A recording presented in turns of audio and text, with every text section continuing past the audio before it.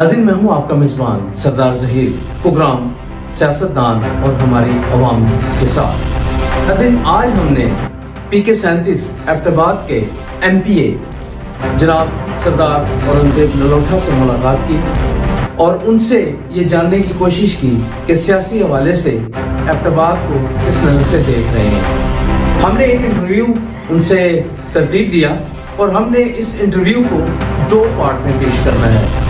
पहला पार्ट हमने आपके लिए जो इंटरव्यू का तैयार किया है उसमें जानते हैं कि वो क्या कह रहे हैं सियासी हवाले से और मुस्लिम लीग की क़यादत के हवाले से। तो मज़ीद जानिए प्रोग्राम सियासतदान और हमारी आवाम में सरदार ज़हीर के साथ TV8 न्यूज़ ब्रेकिंग में। अस्सलाम वालेकुम नाज़रीन, मैं हूँ आपका मेज़बान सरदार ज़हीर TV8 न्यूज़ के साथ। नाज़रीन, आज हम एक सियासी शख्सियत जो किसी तारुफ की मोहताज नहीं है उनके पास मौजूद हैं और इनसे ये जानेंगे कि आने वाले जो इलेक्शन हैं बल्दियात के एबटाबाद की सतह पर उस हवाले से कुछ बात करेंगे और कुछ इनके सियासी हवाले से बात करेंगे कि मुस्लिम लीग में जो तोड़ जोड़ है और जो मुस्लिम लीग की अभी KPK में इतनी ख़ास नशिस्तें नहीं ले सका उसकी क्या वजह है। और ख़ास कर मैं इनसे वो सवालात करूँगा जो हमारे टाई अप सवाल नहीं हैं और ना ही पहले से प्री प्लान सवाल हैं। तो कुछ सवाल शायद इनको नागवार भी गुजरें तो हम इनसे पहले ही माजरत करेंगे। आए मिलते हैं सरदार औरंगज़ेब नलोटा साहब से। अस्सलाम वालेकुम सर। जी शुक्रिया। मैं सरदार ज़हीर साहब आपका भी और आपकी पूरी टीम का मैं शुक्रिया अदा करता हूँ कि आप इस्लामाबाद से एबटाबाद तशरीफ़ लाए और मैं इस पर माज़रत ख्वाह भी हूँ कि मेरी वजह से आपको इंतज़ार करना पड़ा और मैं लेट आया आपके पास। मैं यहाँ पे आपको वेलकम कहता हूँ, आपका बहुत बहुत शुक्रिया अदा करता हूँ। सर, मुस्लिम लीग नून में आपने शमूलियत अख्तियार की कोई 2002 के राउंड अबाउट और उसके बाद आपका ग्राफ जो है वो दिन ब दिन ऊपर ही आया, आपका वोट बैंक बढ़ता ही गया, इसकी क्या वजह है? मैंने 2002 में नहीं बल्कि मैंने मुस्लिम लीग में 1990 में शमूलियत अख्तियार की थी। वैसे भी हमारा पूरा ख़ानदान मुस्लिम लीगी था, लेकिन बाज़ाब्ता तौर पर जब मियां नवाज शरीफ साहब की पहली असम्बली डिज़ाल्व हुई थी, सदर इसहाक़ खान ने डिज़ाल्व की थी, तो उस वक्त मियां नवाज शरीफ साहब हवेलिया में तशरीफ़ लाए थे और वहाँ पर मैंने उनके स्टेज पर मुस्लिम लीग में शमूलियत अख्तियार की।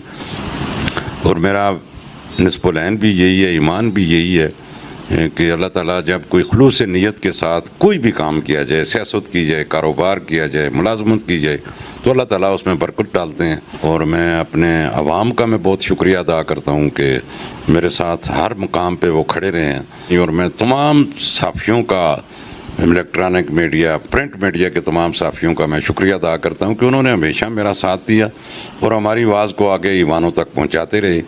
ये तो मेरे हल्के के अवाम की मेहरबानी है, अल्लाह की मेहरबानी है कि वो मेरे साथ प्यार करते हैं। मैं भी उनके लिए जदोजहद करता रहता हूँ जो मेरे बस में हो। बड़ा मुश्किल दौर था ख़ासकर मुस्लिम लीग के लिए और बड़ी टारगेट जमात थी ख़ासकर मुशर्रफ की नज़र में। उस वक्त आपने जिस जवामर्दी का मुजाहरा किया और कलसूम नवाज़ को जबकि एबटाबाद में जगह नहीं मिली जलसा करने की, तो आपने अपने घर नलोटा हाउस में वहाँ पे आपने एक बहुत बड़ा जलसा किया और ये साबित कर दिया कि पार्टी के साथ मुखलिस है तो वो किसी से नहीं डरता।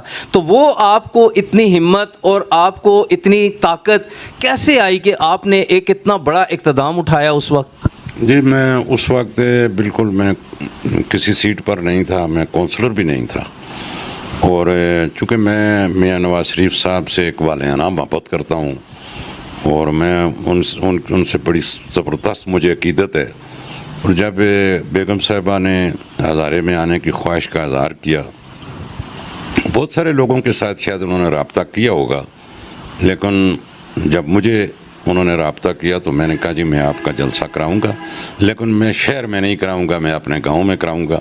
क्योंकि वो वाकई जिस तरह आपने फरमाया कि बड़े मुश्किल हालात थे उस वक्त, नवाज शरीफ साहब का नाम लेना बहुत मुश्किल था और उनकी अहलिया का जलसा करवाना तो और भी बहुत मुश्किल था। तो मैंने कहा मैं अपने गांव में आपका जलसा करवाऊंगा, चूँकि देहातों के लोग जो हैं वो बड़े बहादुर लोग होते हैं और वो जनबे के साथ और अपनी बरादरी के साथ खड़े हो जाते हैं।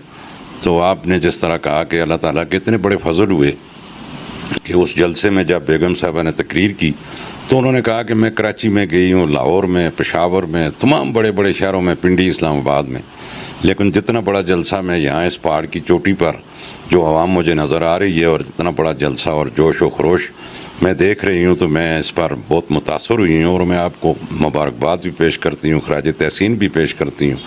और मज़े की बात ये थी कि जब ये प्रोग्राम मैंने रखाया था तो आप यकीन करें कि 1 महीना नलोठा गांव में उस वक्त मामूली सी सड़क होती थी, जीप जा सकती थी बमुश्किल।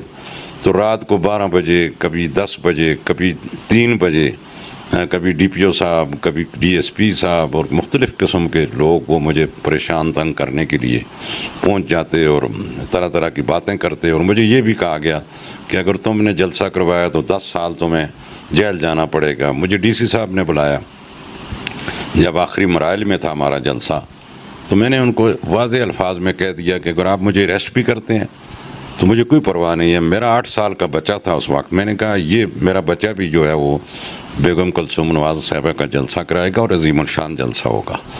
तो अल्लाह ताला ने मदद की। बस मैं तो ज़ाहिर बात है कि बहुत कमज़ोर आदमी हूँ, लेकिन अल्लाह की मदद से वो जलसा कामयाब हुआ और वो एक रिकॉर्ड कायम हुआ पूरे पाकिस्तान में। और उसके बाद उन्होंने हमेशा इसको याद भी रखा। जब तक वो ज़िंदा थी तो उसका ज़िक्र करती रहती थी, अपने घर में करती रहती थी, मुख्तलिफ़ कायदीन की मीटिंग्स में करती रहती थी। तो ये मुझे अल्लाह ताला ने एजाज़ देना था। आप यूथ विंग के सदर हैं पूरे सूबे के, नौजवानों के लिए क्या इक़दाम उठा रहे हैं मुस्लिम लीग नून को मजबूत करने के हवाले से? असल में इस तरह है कि जो सिचुएशन मौजूदा हमारे मुल्क की सियासी सूरत हाल है उसमें यूथ का बहुत बड़ा किरदार है। और मैं अपनी पार्टी की मीटिंग्स में भी ये कहता हूँ कि नौजवानों की सरपरस्ती करें। तो इस वक्त जिस पार्टी के साथ हमारा मुकाबला है पाकिस्तान तहरीक इंसाफ, तो वो मुकाबला हमारी यूथ कर सकती है। उसको अल्हम्दुलिल्लाह मेरे 2-2.5 साल हुए हैं। मुझे खुद मियाँ साहब ने कहा है कि आप को मैं सूबे का सदर इसलिए बनाना चाहता हूँ यूथ विंग का कि आप मुझे यूथ को ऑर्गेनाइज़ करके दें।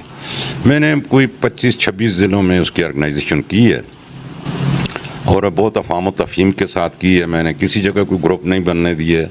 आज अल्लाह के फजल करम से जहाँ पे भी कोई कायदीन का जलसा होता है वहाँ पे यूथ की नुमायाँ पोजीशन नज़र आती है। इंशाल्लाह मुझे उम्मीद है कि मैं यूथ को ऑर्गेनाइज़ कर लूँगा। और यूथ की देखें रीढ़ की हड्डी की हैसियत होती है किसी भी पार्टी में। मैंने कोशिश की है कि हर यूनियन काउंसिल के अंदर मैं नौजवानों को एक प्ले ग्राउंड बना कर दूँ। उसमें 4-5 यूनियन काउंसिल ऐसी हैं जहाँ पे गालबन 90 लाख से 95 लाख रुपए की अप्रूवल हुई है। चंद यूनियन काउंसिलों में 25 से 50 लाख की अप्रूवल हुई है। एक बैरूनी एड है जैका की तरफ से, जापानी एड है, तो उसके लिए फ़ाइनल मीटिंग अभी नहीं हुई है। जब फाइनल मीटिंग सूबाई हुकूमत और सेक्रेटरी सपोर्ट के साथ होगी तो इंशाल्लाह वो जो ग्राउंड्स हैं, प्ले ग्राउंड हैं, वो अप्रूवल हो जाएंगे और हर यूनियन काउंसिल के अंदर मैं एक ग्राउंड उनको बना कर दूंगा। ये असम्बली के अंदर चूँकि मेरा ये 13वां साल है और मेरा एक्सपीरियंस भी है और मैं अल्हम्दुलिल्लाह बात भी करता हूँ, तो मैं ज़्यादा नौजवानों के हक़ में बात करता हूँ, उनकी नौकरियों के हवाले से, उनकी बेरोज़गारी के हवाले से, उनके जो दीगर मसाइल हैं उनके हवाले से। और बिलखुसूस मैं ये कहता हूँ कि हमारे पहाड़ी इलाके जो हैं वो कि हमारे पास कोई एजुकेशन की वो फैसिलिटीज़ मौजूद नहीं है जो इस्लामाबाद, पेशावर या कराची में हैं, लेकिन हमारे बच्चों के अंदर बहुत टैलेंट है, बहुत लायक हैं।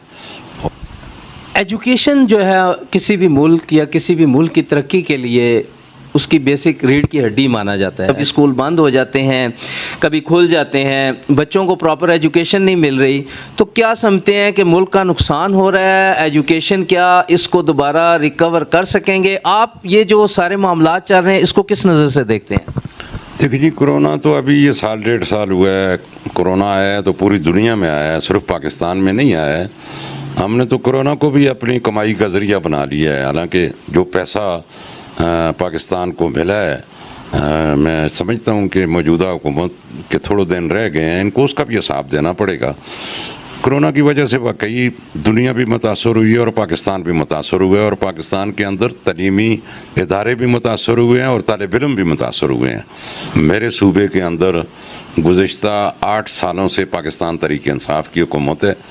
पहले दिन जब तहरीक इंसाफ के चीफ मिनिस्टर साहब ने हलफ उठाया था और उन्होंने ये कहा था कि जी मैं तलीमी एमरजेंसी हम नाफज करेंगे, हम यकसान निज़ाम तलीम लाएंगे, और बड़े बड़े दावे उन्होंने किए थे, एनरोलमेंट बढ़ाने की उन्होंने कोशिश की थी, लेकिन कुछ भी नज़र नहीं आया सूबे की आवाम को, और न कुछ तब्दीली हमने देखी है। कोई यकसान निज़ाम तलीम इस वक्त तक न सूबे में राइज हो सका है, न हमारे मुल्क में राइज हो सका है। और जो अगर आप देखें तो मैं उनकी कारकर्दगी बेहतर होती तो ये प्राइवेट जो स्कूल हैं इनकी तादाद कम होती है, इनके अंदर तालीम हासिल करने वाले बच्चों और बच्चियों की तादाद कम होती, या प्राइवेट अदारों से निकल कर लोग हमारे सरकारी अदारों में आते तो हम ये समझते कि जी तालीम में बेहतरी आई है। और एनरोलमेंट में अच्छा आप देखें 1200 मस्जिद मकतब स्कूल था हमारे सूबे में। जो बच्चा 2 साल का है, 3 साल का है, वो किधर 5 किलोमीटर चल कर बच्चा जा सकता है स्कूल, या कोई माँ उसको उठाकर सुबह स्कूल में छोड़ के आए और फिर छुट्टी के वक्त उठाकर लाए, तो इतना वक्त किसके पास होता है। इन्होंने वो स्कूल ख़त्म किए हैं, मस्जिद मकतब स्कूल जो हर महल्ले के अंदर मौजूद थे, और अब 3-4 किलोमीटर के फासले पर जो दूर स्कूल हैं प्राइमरी, वहाँ पे बच्चे नहीं जा सकते, वो महरूम रह गए हैं, उससे तालीम से महरूम रह गए हैं। अच्छा, एक चीज़ जो बहुत कॉमन है और लोगों के मुंह पे इस चीज़ का सवाल है कि मुस्लिम लीग नून अपने मुफादात के लिए तो इकट्ठी हो जाती है, उसकी मीटिंग्स भी होती हैं, नवाज़ शरीफ की कॉन्फ्रेंस कॉल्स भी आ जाती हैं और सारे लीडरान भी जमा हो जाते हैं, लेकिन मुल्क में गैस नहीं है, बिजली नहीं है, महंगाई इतनी हो गई है कि एक आम बंदे का जीना दो बार हो गया है। इस हवाले से मुस्लिम लीग के लीडर किसी हवाले से कोई प्रोटेस्ट नहीं करते, इसकी क्या वजह है? देखिए जी, आप आनी शायद हैं कि आप देखें 2018 में जब पाकिस्तान मुस्लिम लीग की हुकूमत थी पाकिस्तान पर, और हुकूमत ख़त्म होने तक डीज़ल पेट्रोल की कीमतें 87 रुपये लीटर थी, आज वो 140-146 रुपये तक पहुंच गई हैं। चीनी 52 रुपये से 138 रुपये पर पहुंच गई है। आटा 1400 रुपये से आप देखें 3200 रुपये मन को पहुंच गया है। और इसी तरह तेल की कीमतें देखें इसी तरीके से। आप सर यही तो सवाल किया है कि इतनी महंगाई, मैं उसी तरफ जा रहा हूँ। और इसी तरीके से आप बिजली के बिल देखें, गैस के बिल देखें, बच्चों की किताबें, दवाइयाँ 500% महंगी हो गई हैं। यानी 3 सालों में ये सारा कुछ हुआ है। 30,000 अरब रुपया 1947 से लेकर 2018 तक पाकिस्तान मकरूज़ था। एक बच्चा जो पाकिस्तानी था वो गालबन 92,000 रुपये का मकरूज़ था। इन 3 सालों में पाकिस्तान 50,000 अरब रुपए का मकरूज़ हो गया है। अभी हर पाकिस्तानी 1 लाख गालबन 40 या 42 हज़ार रुपये का मकरूज़ हो गया है। और ये सारी चीज़ें सिर्फ मुस्लिम लीग को इक़्तिदार से हटाने की वजह से हुई हैं, और नवाज़ शरीफ को इसलिए हटाया गया है। कोई पनामा लीक्स का केस, कोई करप्शन नवाज़ शरीफ के ऊपर ना साबित हुई है, ना वो कर सकते हैं। नवाज़ शरीफ CPEC का एक मंसूबा पाकिस्तान ला रहे थे चाइना से, 86 अरब डॉलर उस पाकिस्तान में इन्वेस्टमेंट उसका होना था। 27 इंडस्ट्रियल स्टेट बननी थी, फाइबर ऑप्टिक्स ने आना था, रेलवे लाइनें बननी थी, मोटरवेज बनने थे, और एक ड्राई पोर्ट था बाल्डेर में, जिस ड्राई पोर्ट में 3 लाख नौजवानों को रोज़गार मिल रहा था, और 33 लाख नौजवानों को CPEC का मंसूबे से रोज़गार मिल रहा था। इसलिए नवाज़ शरीफ को ये अमेरिका की एक चाल थी, हमारे दुश्मन की, पाकिस्तान के ख़िलाफ़ एक साजिश थी, उन्होंने नवाज़ शरीफ को उठा के बाहर फेंक दिया और ऐसे वज़ीर-ए-आज़म को लाए जो उनकी मर्ज़ी के मुताबिक पाकिस्तान को चला रहा है। आज IMF के नीचे पाकिस्तान को उन्होंने धकेल दिया है। दुनिया में आप देखें जितने दुनिया के मुल्क IMF के नीचे गए हैं उनकी मईशत खंगाल हुई है, और वही अशर आज हमारा हो रहा है। जहाँ तक आपने कहा है कि मुस्लिम लीग वाले बाकी अपने मामलात में इकट्ठे हो जाते हैं, और इस महंगाई और ये जुल्म बर्बरियत का जो दौर है, आप देखें तो PDM इसीलिए बनी थी, और PDM का मंशूर भी यही है कि पाकिस्तान के अंदर एक गैर आइनी हुकूमत है जिसे लाया गया है, और लाकर इस मुल्क को तबाह और बर्बाद करने की साजिशें की जा रही हैं। गरीब आवाम को दोनों हाथों से लूटा जा रहा है, और PDM के प्लेटफार्म पे अगर सबसे ज़्यादा स्ट्रगल है तो पाकिस्तान मुस्लिम लीग की है। जब तक वोट को इज़्ज़त नहीं मिलेगी, वहाँ पाकिस्तान की आवाम, पाकिस्तान के अंदर फैसले करने का अख्तियार आवाम को नहीं होगा, तब तक हमारा मुल्क न तरक्की कर सकता है और ना हम आगे जा सकते हैं। इसीलिए ये नारा जो नवाज शरीफ साहब ने दिया है, बयानिया जो दिया है, इससे पाकिस्तान में इस्तेकाम आएगा। लेकिन अल्लाह करे कि नवाज शरीफ साहब के इस बयानिए के साथ तमाम सियासी जमातें खड़ी हो जाएं, फिर जो लोग आके ऊपर से तलवार मारते हैं, जमहूरियत का गला काटते हैं, उनसे पाकिस्तान बच जाएगा। मौजूदा KPK में जो इलेक्शन बल्दियात हुए हैं, इसमें देखा गया है कि मुस्लिम लीग नून ने सिर्फ 3 नशिस्त हासिल की हैं, जबकि इंडिपेंडेंट लोग जो हैं वो पार्टी से भी आगे निकल गए हैं, 11 नशिस्तें ली हैं। फिर PTI ने भी 15 नशिस्त ले ली हैं, और इसी तरह जो मौलाना फजल रहमान साहब की जो पार्टी है उसने भी अपनी सबसे ज़्यादा टॉप पे वो रहा है। किस तरह देखते हैं कि बल्दियात के इलेक्शन में KPK में लोग इतने तंग भी हैं और फिर भी वो सीटें निकाल के ले जाते हैं, और क्या इसी तरह हज़ारा से भी ये सीटें निकलेंगी या मुस्लिम लीग यहाँ पे अपना लोहा मनवाएगी? देखिए जी, KPK में इसमें कोई शक नहीं है, आपने दुरुस्त कहा है कि हमें जो तवक्को थी उससे बहुत कम सीटें मिली हैं, ज़्यादा मिलनी चाहिए थी, क्योंकि पाकिस्तान मुस्लिम लीग एक बड़ी जमात है इस मुल्क की। और दूसरी तरफ अगर आप देखें तो तरीके इंसाफ का भी जनाजा निकल गया है कि जो तवक्कुआत वो कर रहे थे उस तरीके से वो हासिल नहीं कर सके। यहाँ पे एक खला पैदा हुआ है तरीके इंसाफ के जुल्म बर्बरियत के सताए हुए लोगों के में जो नफ़रत पैदा हुई है, उससे एक खला पैदा हुआ है। वो खला JUI ने कैश करवाया है, वो हम नहीं कैश करा सके। और फिर एक ये हुआ है, और दूसरा पार्टी की जो अंदरूनी इख्तलाफात ज़रूर हर बड़ी सियासी जमातों के अंदर होते हैं, और उस वजह से भी हमें नुकसान हुआ है। लेकिन अगर आप हज़ारे को देखें तो हरीपुर से 2 तो हमारे टिकट जीते हैं, और तीसरा जो टिकट वो गलत दिया गया था, मतलब बाबर नवाज़ खान हमारा सबका MNA था, और 1.5 लाख वोट उसने ज़मीनी इलेक्शन में, बहुत बड़ी बात थी, उसको नहीं दिया गया। वो भी सीट अल्हम्दुलिल्लाह बाबर नवाज़ ने जीती है।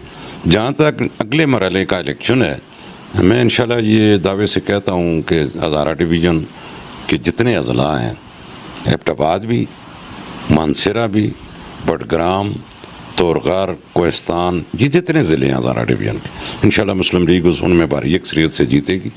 और उसके लिए स्ट्रेटजी नवाज शरीफ साहब ने दे दी है कि तमाम लोगों को बिठाएं और बिठाकर उनके जो छोटे मोटे इख्तलाफात हैं उनको हल करें।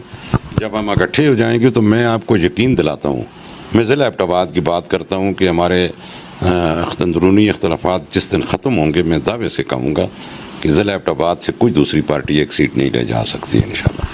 आपने अंदरूनी इख्तलाफात की बात की। अंदरूनी इख्तलाफात से अगर जो मैं देख रहा हूँ कि आप लोग जो मुस्लिम लीग के पुराने वर्कर्स हैं, और आप लोगों ने मुस्लिम लीग के लिए बहुत से कारहाय सर अंजाम दिए और कारनामे भी सर अंजाम दिए, और मुश्किल वक्त में मुस्लिम लीग साथ खड़े भी रहे। सरदार महताब अब्बासी मुस्लिम लीग की पहचान है, उनका और मुर्तज़ा जावेद अब्बासी, ये 2 ग्रुप एक ही पार्टी के क्यों हैं? और क्या आपके ये जो 2 बंदे हैं, महताब अब्बासी और मुर्तज़ा जावेद अब्बासी, इन 2 बंदों की ग्रुप बंदी से क्या पार्टी को नुकसान नहीं हो रहा? अगर हो रहा है तो फिर क़यादत खामोश क्यों है, और इससे क्या तीसरा बंदा फ़ायदा उठा सकता है? जी, सरदार महताब अहमद ख़ान साहब बुज़ुर्ग हैं, हमारे बड़े हैं, और बड़े अच्छे अहदों पर भी फाइज रहे हैं, और बड़े ज़िम्मेदार आदमी हैं। मुर्तज़ा जावेद अब्बासी साहब भी सूबे के जनरल सेक्रेटरी हैं, और उनके ऊपर भी बहुत ज़िम्मेदारी आयद होती है। सरदार ज़हीरी साहब जो बड़ी सियासी जमातें हैं, यकीनन उनके अंदर आप जिधर भी जाएंगे ज़रूर इख्तलाफात आपको नज़र आएंगे। लेकिन मैं ये तवक्को रखता हूँ कि इंशाल्लाह जब भी मुश्किल वक्त कायद के ऊपर आएगा, नवाज शरीफ साहब के ऊपर आएगा, तो ये दोनों भी और हम सब मिल के इकट्ठे हो जाएंगे और अपने मुखालफिन का मुकाबला करेंगे।